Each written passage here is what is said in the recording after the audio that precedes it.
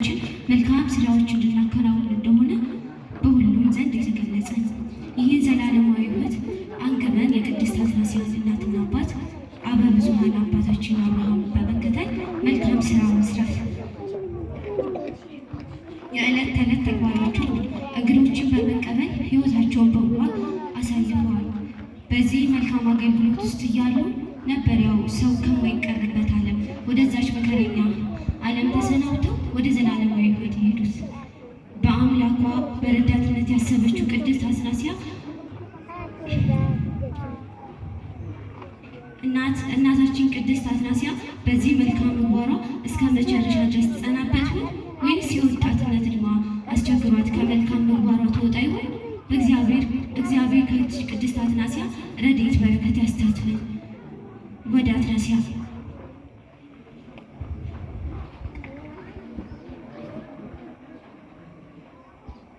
ከኔ በጎነት ካንተ ደግሞ ክፉ ነገር ያጣውብህ ጌታዬ መድኃኒቴ ኢየሱስ ክርስቶስ ሆይ አመሰግንሃለሁ። መልካም ማሰብ እንጂ መልካም መሆን አልቻልኩምና በሕይወቴ ሁሉ መልካም ሰው ታደርገኝ ዘንድ እማጸንሃለሁ።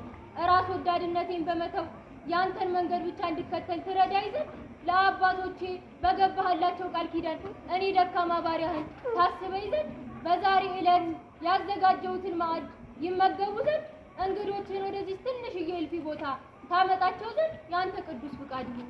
አሜን።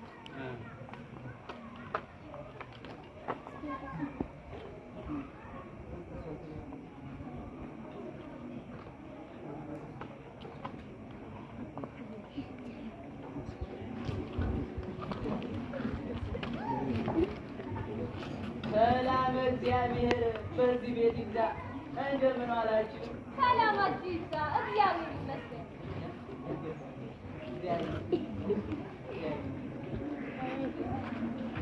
ግቡ።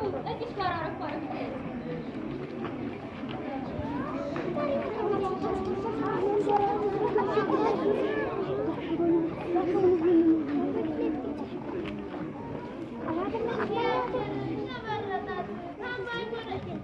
ሲመርስ እንዲህ ነው ብቻ አሁን ስለ እሷ ሳስብ ፍርሃት ይለኝ ጀምሯል። አይዞህ እግዚአብሔር አለ ወይ እስራኤልን የሚጠብቅ አይተኛ ያዕቆብንም የሚታደግ አያንቀላፋም አይደል የሚል መጽሐፍ። እንደው እሱስ ልክ ነው። ብቻ እንደው ልጅነቷ አሳስቦኝ ጠላት በክፉ ሰዎች ላይ አድሮ እንዳያሳስታት ስለሰገው ዋናው መጸለይ ነው። እሱ ያውቃል።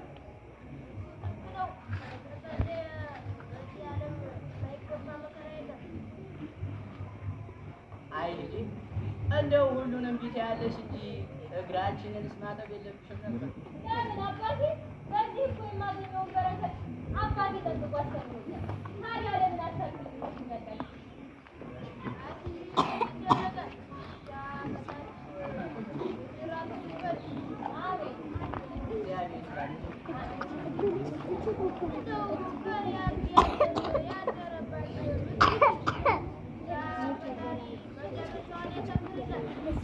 ዋናው እንደው መጨረሻው አነሳለች ለፍሬ ያብቃል። በዚህ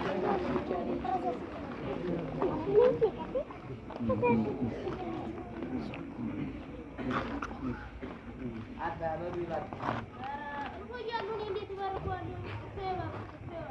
የለም እርሶ እያሉ እንዴት ነው? በሉ እሺ ይላል። በስመ አብ ወወልድ ወመንፈስ ቅዱስ አሐዱ አምላክ።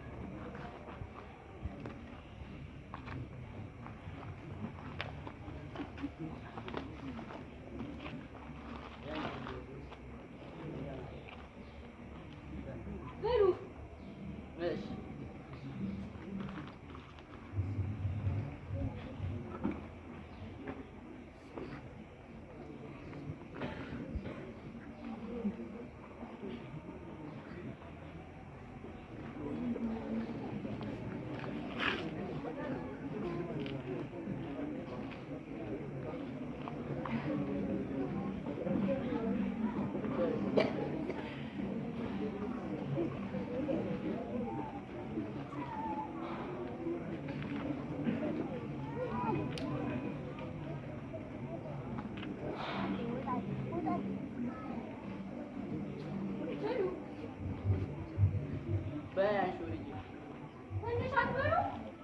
ልጄ የመነኩሴን ነገር ታውቂ በያዥ ካላችሁ እሺ።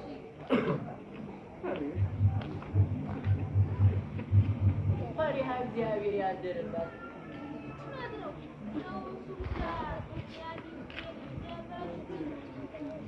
በዚህ ዘመን እንዲች ያለች መልከ መልካም ሴት ማግኘት እንደው ተስፋ ቢሆን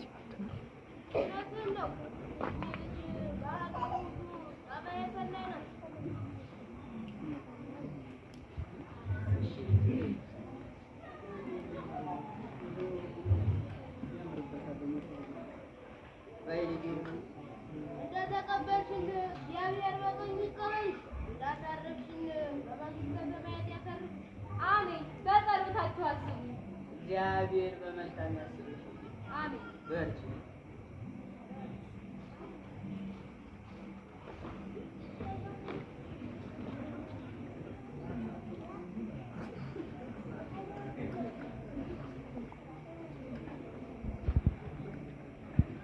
ምን ተስኖ ካንተ ተመስገን።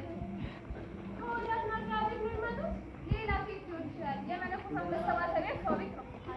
ወይኔ ጓደኛችን ይህን የመሰለ ውበቷን በቃ ምንም ሳታደርግበት ልቀር ነው። ከዚህ በኋላ እኛ አለንላት።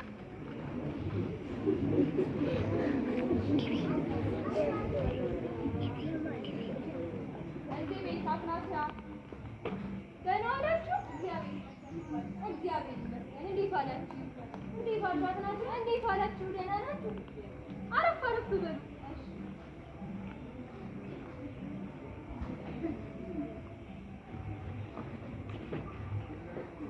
ዛሬ ደግሞ እንግዶች አይመጡም እንዴ? አሁን ወጥተው እኮ ሄዱ። ታዲያ እንዴት አላየናቸውም? ልብ ስላላላችሁ ይሆናል እንጂ ይሄኔ ታያታችሁ ይሆናል ያለፋችሁ። እኔ የምልሽ ግን በዚህ መንገድሽ እስከ መቼ ድረስ ነው የምትጓዥው? አምላክ ኑሪ እስካለኝ ቀን ድረስ። እርግጠኛ ነሽ? በአምላኬ አዎን። እስኪ አስቢው፣ እናት አባትሽ ካረፉ በኋላ ይኸው እስከ ዛሬ ድረስ እንግዶችን በመመገብ አለሽ። አሁን ሀብትና ንብረትሽ እያለቀ ነው። ከዚህ በኋላ ምንሽ ሊሰጣቸው ነው? ልብሶቼንም ቢሆን ሽጬ ይህን መልካም ስራ ማድረጌን አላቆምም። በዚህ ደግሞ ሁሉን ቻይ እግዚአብሔር አለ፣ በጎደለው ውስጥ ይሞላል። እንደኔ ግን ብታስቢበት የሚሻል ይመስለኛል። ገና ወጣት ነሽ፣ ብዙ ነገር ማድረግ ትችላለሽ። በዚህ ሁኔታ የሆነ ነገር ብትሆኚ ኖረሽ ሊባል ነው እንዴ? እንደ እናቴ በድጋሜ ልምታልሽ፣ መልካም ውብ ልጅ ነሽ። በዚህ ውበትሽ የዓለምን ኃይልና ደስታ በመላዎች ማድረግ ትችላለሽ። አንድ ቀን ደስታ ትችላለሽ። ከዚህ ትንሽዬ ደስታቶች መኖርሽ ከማንም በላይ ያሳዝነኛል። ብትዘናጊ ጊዜው ግን ገና ረፈደብሽ። ካሰብሽበት ከአሁን በኋላ ብዙ ነገሮችን ማድረግ ትችላለሽ። ይሄን የምልሽ ለአንቺ አስበሽ እንዳንቺ አይነት መልካም ሴት ይሄን የመሰለው በጣም ምንም ነገር ሳታደርግበት እንዴት ነው አበተን ታይታይ በእጅሽ ላይ ያለው ገንዘብ ሙሉ ለምሳሌ ለዚህ ምን ለሆነ አካላት ጥሩ አልባሳት እንድትል ቀሪዋን ህይወትሽን ከዓለም ጋር በደስታ ታሳልፊ እንዳላችሁት በእጅ ላይ ያለው ገንዘብ ለአንድ ቀን እንኳን የሚበቃ አይደለም። ግን ያም ቢሆን አምላክ የሚያደርገውን በተስፋ መጠበቅ የሚቻል ይመስለኛል። በዚህ ምድር ላይ ያለን ማንኛውንም ፍጡር የሚያማልል ይሄን የመሰለ መልክ ይዘሽ በድህነት መኖር ፈልጋለሁ የምትሆን በጣም አዝናለሁ። ይሄን ካንቺ አልጠብቅም። ፈጣሪ ይሄን የመሰለ መልክ ሰጥቶሽ በዚህ መልክ ለመጠቀም እሱ ማሳዘን ይመስለኛል። እና ምን ላድርግ? በመጀመሪያ እስከ ዛሬ ድረስ አከናውኜ የነበረውን አላስፈላጊ ስራሽን መተው፣ በመቀጠልም አለባበስሽን ማስተካከል፣ ከዚያ የሚሆነውን የምታገኘው ደስታ ቁጭ ብለሽ ማጣጣም። አምላኬስ ምን ይለኛል? በገዳመ አርቄጥስ ያሉ መነኮሳት ይሄንን ሲሰሙ አያዝኑምን? በመጀመሪያ ልትለውጥ የሚገባው አስተሳሰብ ይሄን ነው። ማንም ለማንም አይኖርም። መነኮሳቱ ቢሆኑ በገዳም የራሳቸው ኑሮ ነው የሚኖሩት። አንቺም እንደዚያው። ስለዚህ በዚህ ጉዳይ መጨነቅ ያለብሽ አይመስለኝም። በነገሩ አንቺ የምትስማሚ ከሆነ እኛ በብዙ ነገር መረመለ ብዙ ወንዶች ወደ አንቺ ይመጣሉ። ብዙ ገንዘብም ታገኛለሽ። ብዙ ወዳጆችም ይኖርሻል። ከዚያ እኛም አንቺ ጋር አንድ ላይ እንሆናለን። የዛኔ ሁሉም ነገር ውብ ይሆናል። የቀረኝን ገንዘብ ሰብስቤ ልምጣን፣ እንሄዳለን። ጓደኛ ጉደኛ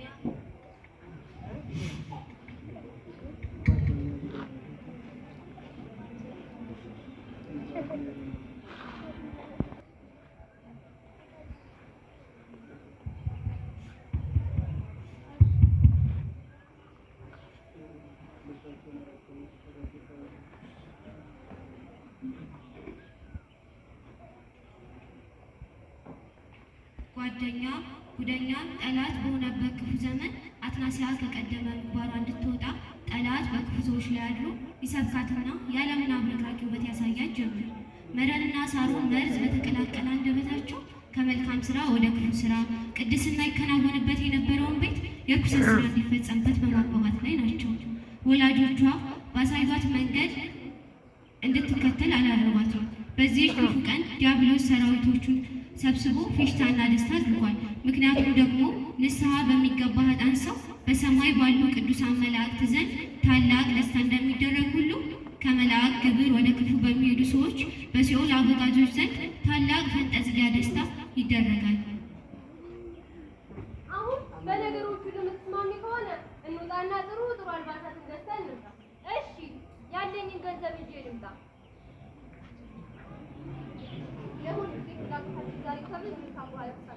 አየሽ፣ ተስፋ ለመቁረጥ ከዚህ በኋላ እዚህ ቤት የሚመጡ መነኮሳት የሥጋ ፍላጎታቸውን እያከናወኑ እሱማ የታወቀ ጉዳይ እኮ ነው። የሚደረደሩ ወንዶች ብዛት፣ የሚገኘው ገንዘብ፣ ከዚህ በላይ ህይወት ከየት ይመጣል?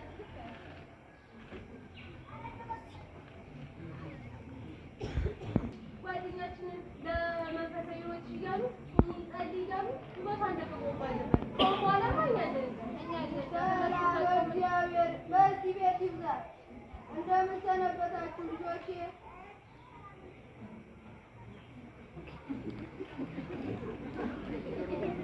ምነው ደህና አይደላችሁ?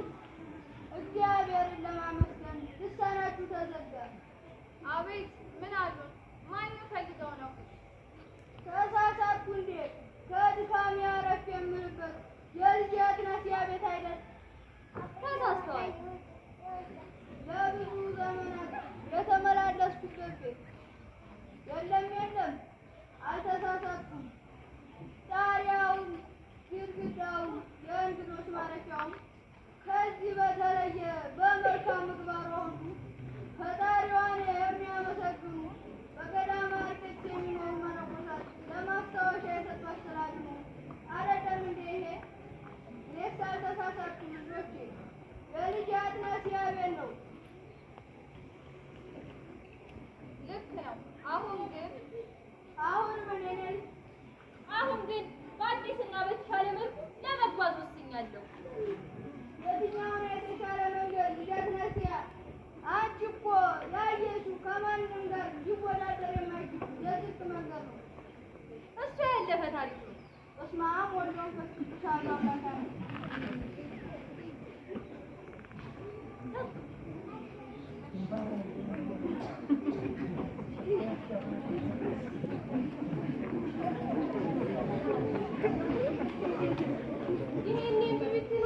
ይሄን የመሰለ ቦታ ምንጮች ነበር።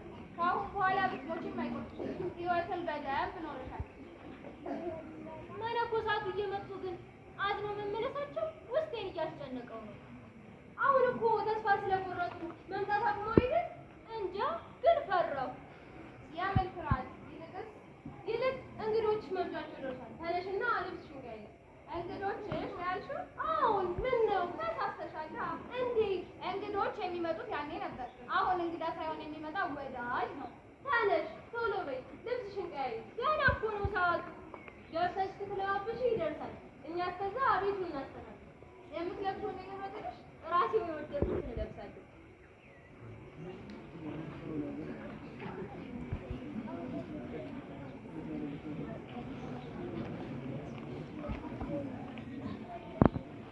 የነዳያን መጠጊያ፣ የመነኮሳት ማረፊያ፣ ለብዙዎች መሸሸጊያ የነበረው የቅዱስ አትናስያ ቤት የርኩሰት ስራ መፈጸሚያ ከሆነ የቅድስና ሕይወት ከራቀበት ብዙ ጊዜያት አሳልፏል። ለክፉ ጓደኞቿ ምክር ከቅድስና ሕይወቷ ተለይታ ዛሬ አትናስያ ይችን መስላለች። ይህ ክፉ ዜና ከአካባቢው አልፎ በገዳመ አልቂጦስ ባሉ መነኮሳት ዘንድ በስፋት ተሰምቷል። በዚያም ያሉ መነኮሳት እጅግ ቢያዝኑ ሊተዋት ግን አልወደዱም። ምን ማድረግ እንዳለባቸው ለመመካከል ማህበረ መነኮሳቱ በመሰባሰብ ጸሎት ካደረጉ በኋላ ዮሐንስ ሐጺር ሄዶ መክሮ እንዲመልሳት በመወሰን ዮሐንስ ሐጺር እንዲሄድ አዘዙት። ዮሐንስ ሐጺርም ፈቃደ እግዚአብሔር ጠይቆ መነኮሳቱን ሁሉ ጸሎት እንዲያደርጉ አሳስቦ ወደ አትናስያ ቤት ጉዞ ጀመረ። አሁን መንገዱን በደንብ በደንብ ያወቀችው ይመስለኛል። ከዚህ በኋላ እኛ ገዛ የሚያስፈልጋት አይመስልም። ልክ ነሽ። ከዚህ በኋላ እዚህ መቆየት እንደሌለብን አምናለሁ።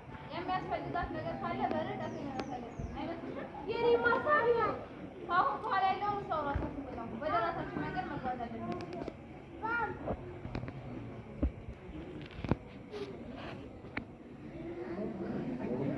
የምንሰራችሁ ነገር ካለ ከመሄዳችን በፊት ንገሩኝና እንስራለን። ወዴት ልትሄዱ ነው? የማይቀርበት ትልቅ ቀጠሮ አለብን። የምናገርሽ ነገር አለ። ቤቱ ተሰናድቶ አይደል? እንግዲያውስ መልካሙ ገና ወይ? አሜን። ለእናንተ መልካሙ ነው።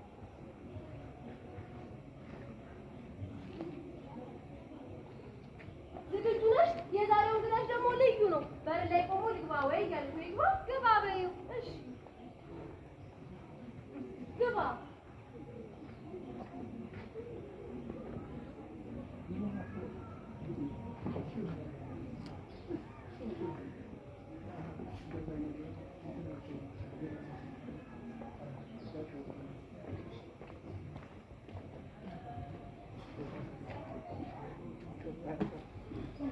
ስለምንድን ነው የምታለቅሰው? ስለ አንቺ የኔ ልጅ። ስለ እኔ ምን? ስለ ጥፋትሽ። ለምን ልጅ አትናሲያ? አምላክሽን አሳዘንሽው። ለምንስ በደልሽው? በሀገሩ ሁሉ የሚጎራው እውነት ነውን? ምን አተሽ? ምን ጎሎብሽ የኔ ልጅ? ምንም። ታዲያ ለምን? አላውቅም አባ። በሀገሩ ሁሉ ያሉ ምዕመናንና መነኮሳት የአንቺ ስም ሲነሳ ይጽናኑና ይደሰቱ ነበር። አሁን ግን ስምሽ ሲነሳ ሁሉም ማዘንና መሸማቀቅ ጀምሯል። ጀግናቲያ ጠላት ለዓላማው ማስፈጸሚያ ባዘጋጃቸው ክፉ ሰዎች ላይ አድሮ የዓለምን ጠፊና ላቂ ውበት አሳየሽን። ሁሉ ነገር ፈት ነው። ወደ ፈጣሪሽ ተመለሽ። ከዚህ በኋላ ይቀበለኛልን? አየኔ ልጅ እኛ እንመለሳል እንጂ እሱ መቼ ደከመኝ አልቀበላችሁም ማለት ሳይደክም ሁሉን የሚሸከም ሳይጸየፍ ሁሉን የሚቀበል ቸር አምላክ እግዚአብሔር እንዴት አድርጌ አባ ያው ፍቅሩን ቸርነቱን እያሰብሽ ውጊያሽ ስጋና ደሙ ተለበሱ አምሳያዎችሽ ጋር ሳይሆን ከክፋት ሰራዊት ጋር እንደሆነ እያሰብሽ በክፉ ጓደኞችሽ ምክር እዚህ አስጸያፊ ግብር ውስጥ ገብተሻል። እነሱም ልቦና የሰጣቸው ሁለት ይመለሱ ይሆናል። አሁን በኋላ ግን ክፉ መንገድ ይልባል። ከፊትሽ ያለውን አንቀሽ ለመያዝ እጅሽን ዘርጊ፣ እግርሽንም አራምጂ። ወደምትሄድበት ሁሉ አብሬት መሄድ እፈልጋለሁ። የበረሃና የገዳም ሕይወት እንዲህ በቀላሉ የሚጎትት አይደለም። አውቃለሁ አባ። ከአሁን በኋላ ግን በዚህ ምድር ምንም የቀረኝ ነገር የለም። አምላኬ በጾምና በጸሎት እየተመሰል መኖር ነው የምፈልገው። አሽማ እንግዲህ ተከታይ ቅድስት አስናሲያ ዮሐንስ ሐጺርን ሰምታ በመነኮሳቱ ጸሎት በእግዚአብሔር ቸርነት ከነበረችበት አስቀያሚ ሕይወት ወጥታ ሁሉን ነገር አንትታ ዮሐንስ ሐጺርን ተከትላ ወደ ገዳመ አርቂጦስ ጉዞ ጀምራለች። ጉዞ አድካሚና ረጅም በመሆኑ በገዳመ አርቂጦስ ሳይደርሱ ስለመሸባቸው ዮሐንስ ሐጺር ከዛፍ ቅጠል መጠለያ ሰርቶ በዛች አትናሲያ እንድታድር ነገሯት። እሱ ግን ራቅ ብሎ ሌሊቱን ሙሉ ሲጸልይ አደረ። ሲነጋም ወደ አትናሲያ ሲመጣ በሕይወት ሊያገኛት አልቻለም። እንደወጣች ጌታን እንደማራት ነገሩት። ተሰወሩ አባታችን። ዮሐንስ ሐጺርም ወደ ገዳሙ ሄዶ ለመነኮሳቱ የሆነውና የተገለጸውን ሁሉ ነገራቸው። እነሱም በዚያ ገዳም ሆነው በመንፈስ ቅዱስ ገላጭነት ሁኔታውን ሁሉ እየተከታተሉ እንደነበሩ ነገሩት። ሁሉም በዚች በቅድስት ነፍስ መዳን ደስ ብሏቸው ፈጣሪያቸውን አመሰገኑ። ወስብሐት ለእግዚአብሔር።